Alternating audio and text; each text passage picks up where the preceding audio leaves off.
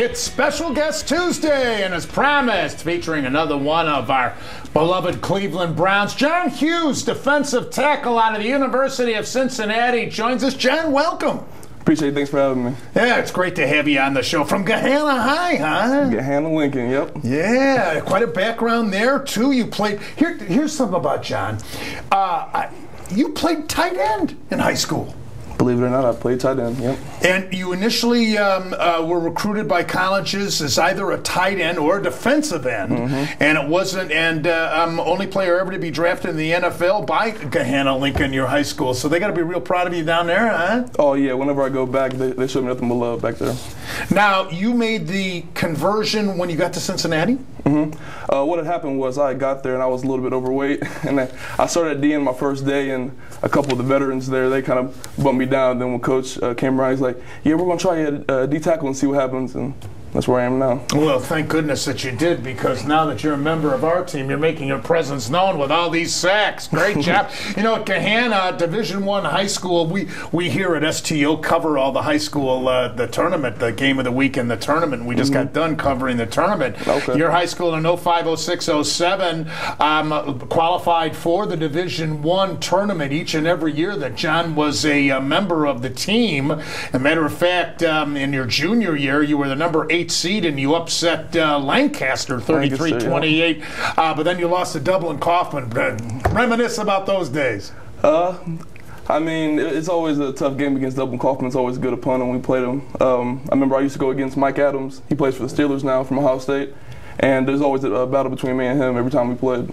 What made you go to Cincinnati? Really, it was a school I looked at towards the end of my recruiting process. I had wanted to go to Michigan State, and a couple of things happened, and I ended up going on a visit to Cincinnati, and that's where I ended up. Brian Kelly talked to me, and I had a visit there, and everything went great. Was Ohio State ever in the picture? I went on a couple of non-official visits to Ohio State. I went to a practice they had with their bowl game.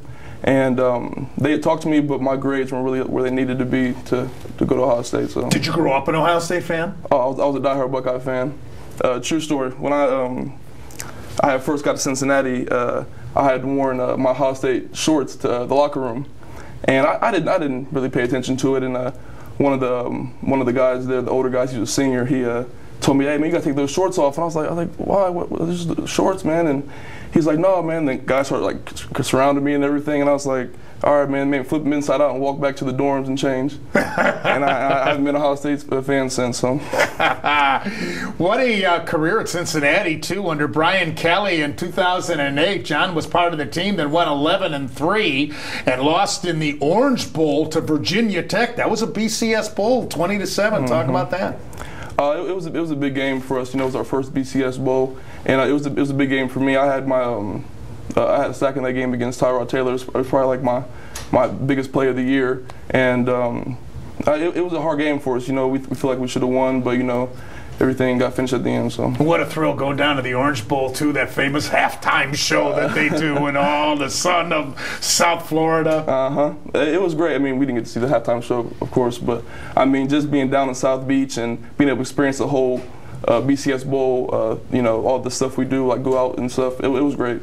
Also, in 2009, you'll recall, Kelly led the Bearcats with John and company to a 12-1 season, and the only loss was in the Sugar Bowl. That was a tough one, though, against Florida. That was a rough one. That was a rough one. Me and Joe Hayden talked about it a couple of times while we were in the locker room about the game, but I mean, it was a tough one for us. You know, we had lost our coach, you know, and we got onto the Sugar Bowl and just didn't bring everything we had to. That's right. He had already gotten the job at Notre Dame and left before the bowl game. Yep. Yeah, what was that like for you? Know, I remember being here on the show, John, and commenting about how unfair it is. And I know you probably have a great allegiance with Kelly, and I want to ask you about him now that he's at Notre Dame. But I've always felt it's so unfair. These coaches can have a clause in their contract that they can just, you know, up and leave and get more money and go to another school, and you guys are stuck as players and losing a year of eligibility if you want to leave. It was rough for us, you know, especially for the younger guys. Older guys, not so much because they're getting ready to leave. But we're actually going, or the Cincinnati's actually going through right now. They just got a new coach, Butch Owens. He had went to Tennessee. Tuberville. So I know exactly how those guys are feeling right now. You know, I mean, they got their coach now, but before that, you know, you don't know who you're getting in, and especially the young guys that just got there. They came for Butch Jones, you know, in the program, and now that he's gone, they don't know what to do. But I mean, hopefully everything's going good for him there. And in your case, you guys were undefeated, and whoa, what a shock that had to be. Did you know it was coming? I mean, we had heard rumors and stipulations about it happening, but we didn't find out until actually our banquet. We actually heard about it on ESPN before we heard it from him. So he addressed the team and told you guys? No, he had actually came to us right before the banquet, but we had already found out on, like, you know, guys had their cell phones out before the banquet and on ESPN, like ticker and stuff, and they had kind of found out already. Have you been in contact with Kelly since? No, I haven't, but you know, I'm proud of him for what he's done at Notre Dame. You know, going to the national championship and everything. He's a great coach. Oh yeah, and I was going to ask you. Certainly, you've got to have some great memories because of the way you developed, and of course, were impressive enough to be drafted in the pros, and thankfully here with Cleveland. Yeah, I think all my coaches that I've had the past years, you know, I feel like they're the reason why I'm here where I am today. Did you have any inclination it was going to be Cleveland?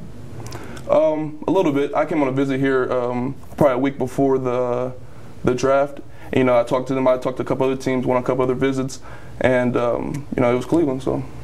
Did you grow up a Bengals or a Browns fan? Or that's the #1 question people ask. Or me. dare I say, don't you dare say you grew up a Steelers fan. Don't lie if you did, John.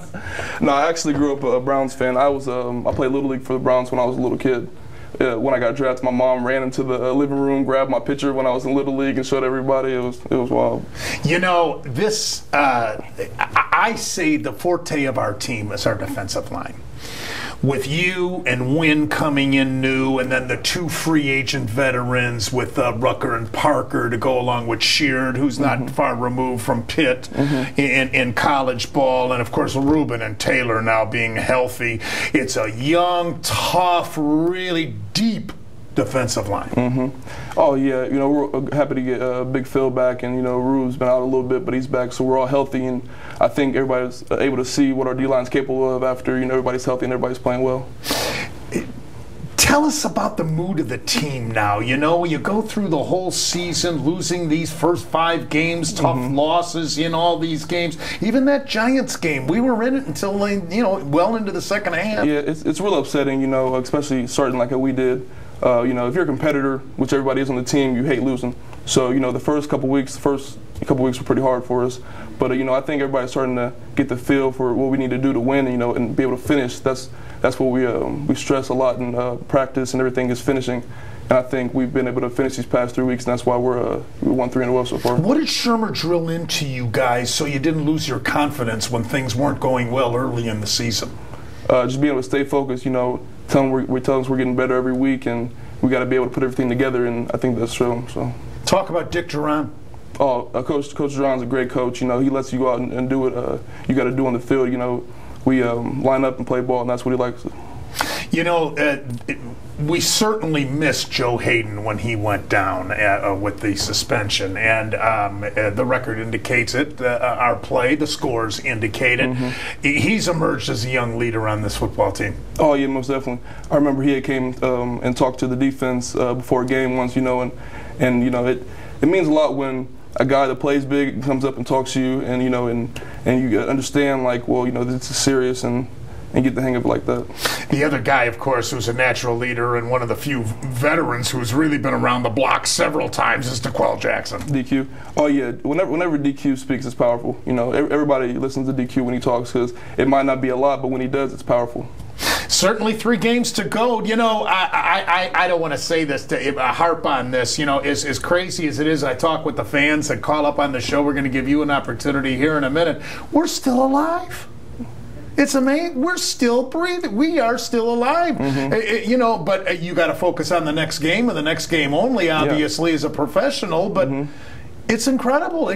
Crazier things have happened, John. Yeah. I mean, I like to look at it like we have a 3-game season left. We got to finish these 3 and then let everything settle itself out at the end.